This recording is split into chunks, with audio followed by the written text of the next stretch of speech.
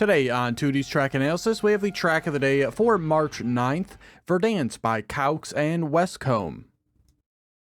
Verdance is a mixed surface tech track featuring the surfaces road, sausage, and grass. Some additional features for the track include a GPS, a single finish, there are no speed checks, and currently no skips or cuts have been found. As far as difficulty, I found the track to be a fair bit harder than an average track of the day, rating it a 7 out of 10. I completed the track with a time of 42.828, which is about 2 seconds ahead of the gold medal time and about 1.3 seconds behind the author medal time. Overall, I found the track to be somewhat enjoyable, though the smallest of mistakes will cost you a significant amount of time. With that said, I would give Verdance a plus rating. For today's analysis and comparison, we are using the current world record Ghost driven by Azox, and they had a time of 41.275, and this is 1.553 ahead of my personal best. At the very start, you really just want to drive around this stuff as close to an inside line as possible, and for the jump, landing here as high as possible.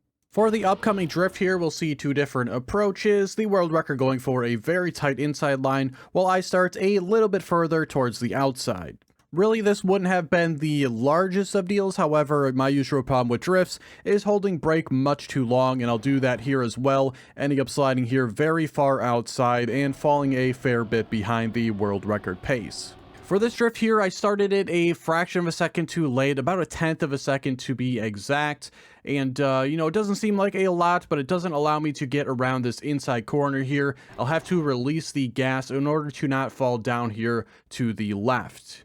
This moves us on to the grass section here, which you want to remain on a pretty tight inside line, very tight around this corner here, and continuing on through the rest, very tight line here on the exit, so you can get down towards the left here on the sausage. Anywhere but the left side of the sausage will result in a pretty significantly bouncy landing. You want to continue on that left side throughout the sausage here. Even upon the exit, I was a little bit too far to the right. This will give me more air time than I should have, and overall a slower section. For this drift, you have to be fairly heavy on the brakes to not bonk any of these poles, and even further ahead here, if you're not far enough on an inside line, you can very easily hit this wall here on the left.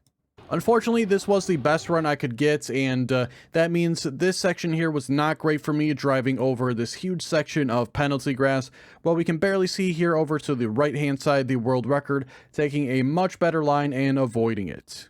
Upon leaving this grass section here, you need to make sure you continue to slide into a drift. If you leave too straight and then try to drift after that, you will not be able to get the drift off, and you'll pretty much just crash out here.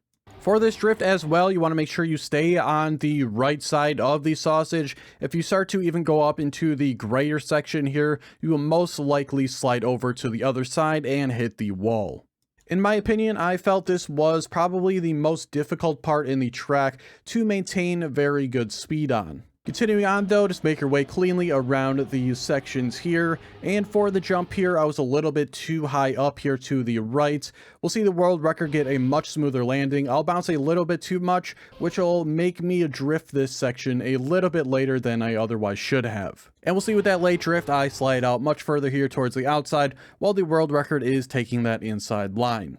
After that, we have this left side exit here, which you can go around this full speed. However, if you are exiting a little bit wide from this section, you will probably go over too far to the left here, hit the grass. If that is the case, you can perform a small drift to try to correct yourself. Some final thoughts for today. Not a lot to say on the track itself. It was a fine track, just not my favorite. Some things on Trackmania in general, anyone who has really watched any of the longer form content know that I primarily use camera 1 as my main camera, but currently I'm attempting to transition to mainly using camera 2, so some aspects, mainly drifting, might suffer a bit overall, but in the long run I feel like Cam 2 will be the best camera for the majority of things, besides probably ice obviously, and full speed. So for the time being, maybe the next few weeks or so, my times might be a little bit worse in these videos, depending on track type, but hopefully by the end of things that the times will start getting a little bit better. One thing I wish I could do for these videos is use camera 2, but unfortunately, it seems like in the replay editor, there is no option for that, unless I'm somehow missing it. If you know if there's a way to use cam 2 in the replay editor, please let me know in the comments. That'll do it for today's analysis though. I hope you enjoyed. If you did, be sure to like the video and subscribe. Check the description for links to my Twitch and Discord if you are interested, and be sure to check out all the other track analysis videos out on the channel already. Thanks so much for watching, and I'll see you guys tomorrow for the next one.